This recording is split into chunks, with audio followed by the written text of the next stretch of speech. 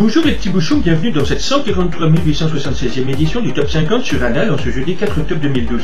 Aujourd'hui, nous allons franchir bruyamment le mur du son de la connerie la plus épaisse avec les people français les plus homophobes.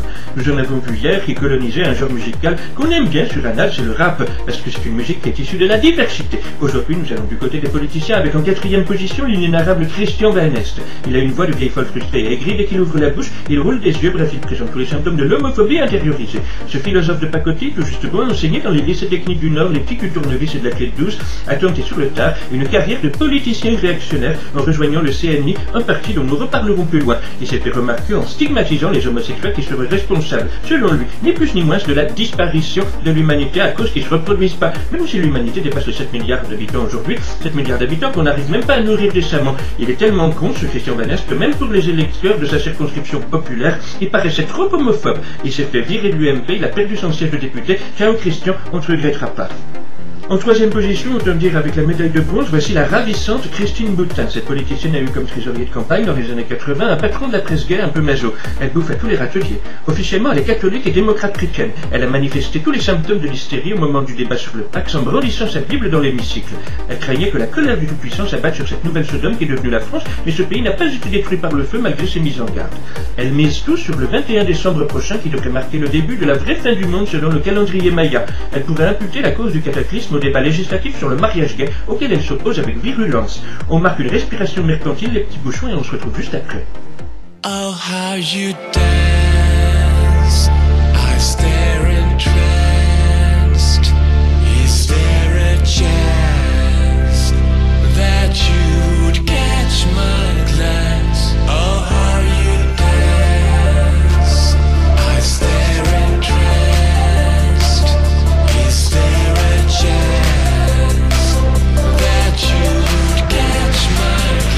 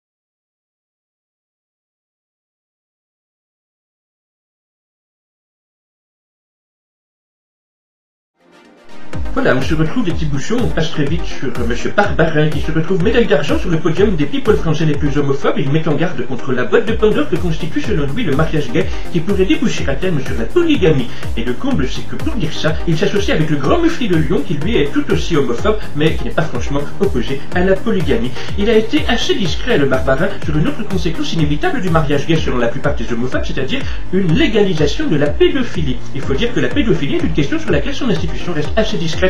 Allez savoir pourquoi.